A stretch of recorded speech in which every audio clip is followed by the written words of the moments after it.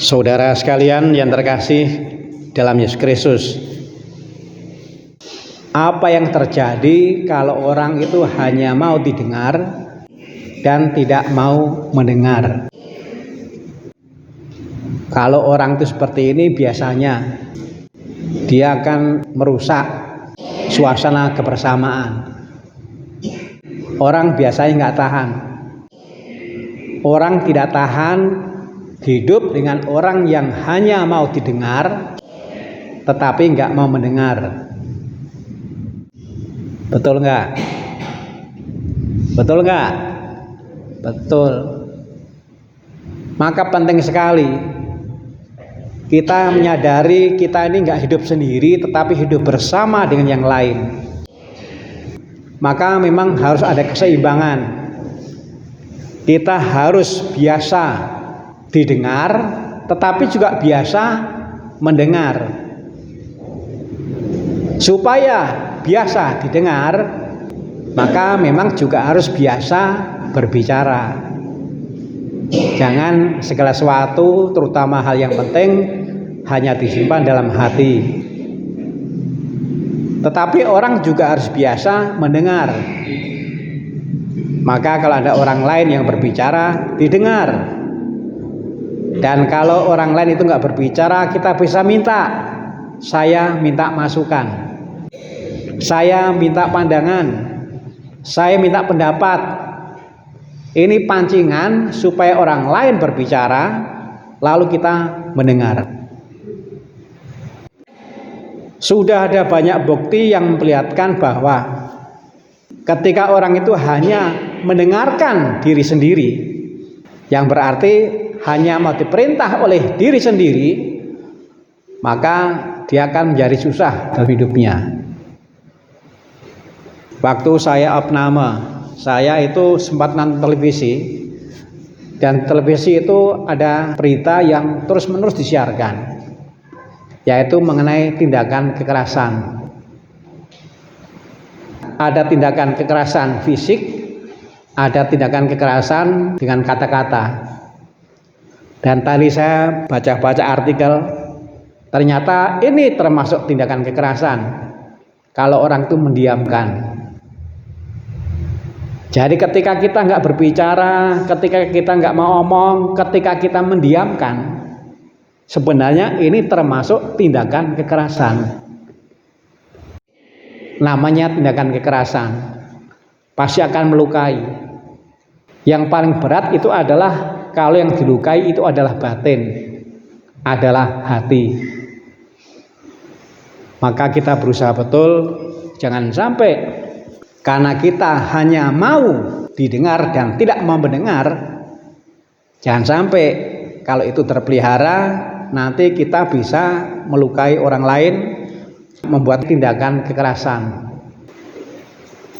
Saudara sekalian terkasih, kita adalah orang-orang yang mengikuti Yesus, orang-orang yang menjadi murid-murid Yesus. Syukur bahwa Injil hari ini mengingatkan kita ketika para murid di Gunung Tabor bersama Yesus. Lalu kemudian di sana mereka mendengar ada suara yang berbunyi, "Inilah putra kesayanganku, dengarkanlah dia." Yang dimaksud adalah Yesus. Yesus adalah putra kesayangan Bapa, dan Yesus harus didengarkan. Jadi sebenarnya kita ini dipanggil bukan hanya untuk mendengar diri sendiri, tetapi juga mendengarkan sesama. Dan karena kita murid Yesus, maka ini penting mendengarkan Yesus. Kita bisa merenungkan apa yang terjadi kalau orang itu nggak pernah meluangkan waktu yang kusuk meskipun hanya sebentar, tetapi rutin untuk mendengarkan Yesus. Kita bisa bayangkan apa yang terjadi di dalam hidup seseorang kalau di dalam hidupnya dia tidak pernah secara rutin meluangkan waktu kusuk meskipun hanya sebentar untuk mendengarkan Yesus. Berita yang saya tonton waktu saya opname yang berkali-kali tayangkan itu soal kekerasan. Dan luar biasa oleh karena apa? Karena ternyata kekerasan itu juga bisa ada di kalangan anak-anak TK. Ada seorang yang melapor, karena apa? Karena anak yang masih TK korban kekerasan.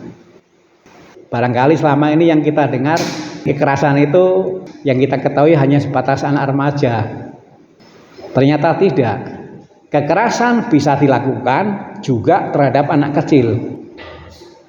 Saya hari ini juga membaca artikel mengenai tindakan kekerasan. Ternyata tindakan kekerasan itu juga bisa dilakukan di keluarga. Orang tua yang sering membentak-bentak, ketika dia membentak dan sering, ini tindakan kekerasan yang bisa membuat anak luka. Jadi fenomena yang sekarang muncul itu adalah ternyata tindakan kekerasan itu banyak dilakukan oleh orang-orang yang dekat. Bisa satu rumah, bisa satu sekolah, bisa satu tempat bekerja, tetapi juga bisa dilakukan oleh teman-teman bergaul. Maka orang memang harus pintar-pintar dalam bergaul. Dan kalau di rumah kita harus pintar-pintar menjaga, menata emosi. Nah, untuk itu maka memang menjadi penting sungguh-sungguh melaksanakan apa yang diamanatkan dalam Injil tadi. Dengarkanlah dia, dengarkanlah Yesus. Saya percaya kalau orang itu hatinya diisi banyak oleh mendengar Yesus, maka dengan itu hatinya akan banyak diisi oleh bimbingan Yesus. Kalau orang itu hatinya kosong, kalau orang itu hatinya kurang terisi oleh sabda Yesus, ajaran Yesus, maka bahaya. Dia bisa melakukan kekerasan, entah itu verbal, entah itu fisik. Saudara sekalian terkasih, tadi pagi setelah misa di Sukamulia, saya masuk 4 kelas TK. 3 kelas di Cigugur, 1 kelas di Cisantana. Di semua kelas itu saya promosi cinta kasih Tuhan. Karena kalau saya mencermati jelas sosial sekarang ini, memang semua berketuhanan, memang semua beragama, semua rajin beribadah. Hanya sayangnya hatinya tidak diisi oleh cinta kasih Tuhan. Maka sekarang ini yang namanya kejahatan ternyata dilakukan oleh orang-orang yang beragama. Korupsi itu juga sama. Jadi hal yang jahat, yang kurang baik itu ternyata juga dilakukan oleh orang-orang yang beragama. Maka yang jadi pertanyaan, kenapa? Di mana kurangnya agama di dalam berkegiatan? Saya merenung, barangkali ini salah satunya. Karena kegiatan agama kurang mengisi hati para umatnya dengan cinta kasih Tuhan. Kan kita sering tuh mendengar gara-gara aktif yang sebelumnya rukun menjadi nggak rukun. Gara-gara aktif yang sebelumnya keluarganya baik-baik saja lalu menjadi kurang baik. Mengapa? Aktif berkegiatan tetapi tidak untuk mengisi hati, atau paling tidak hati yang berkegiatan tidak pernah mendapatkan perhatian untuk diisi dengan cinta kasih Tuhan. Kita bisa merenungkan betapa indahnya hidup kalau hati itu diisi oleh cinta kasih Tuhan.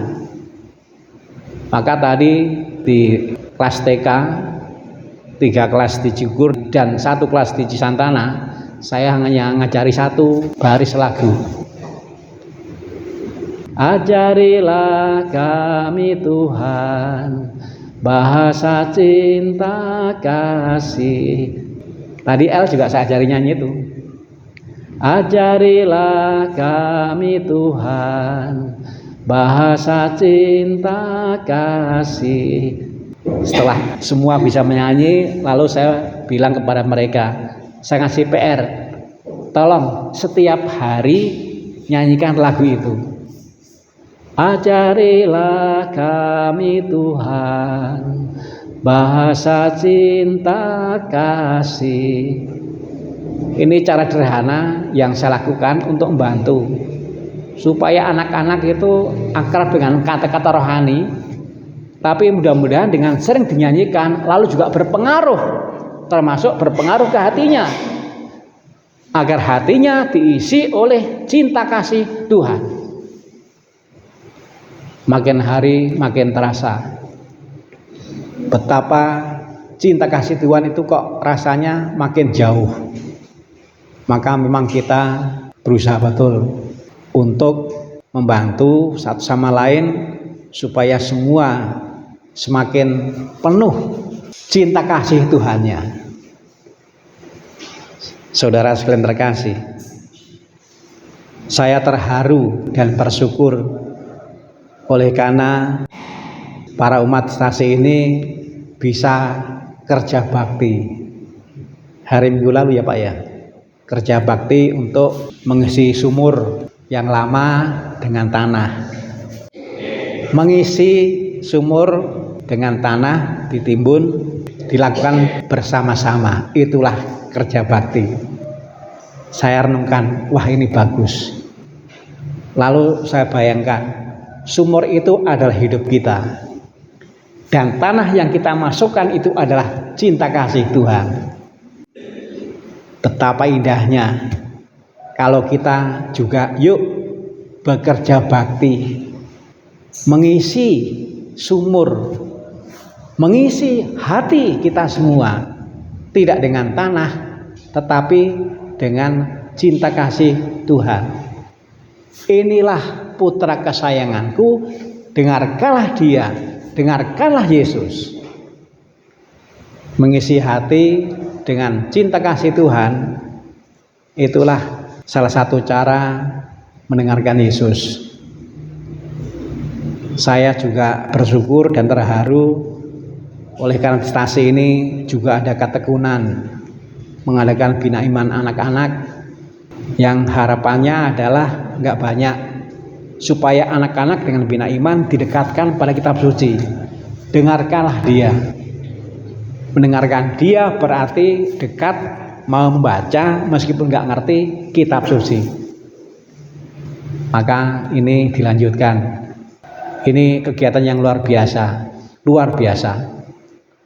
Kalau kita bisa menyelami perkembangan zaman, makin mengkhawatirkan kalau orang tidak diisi oleh firman.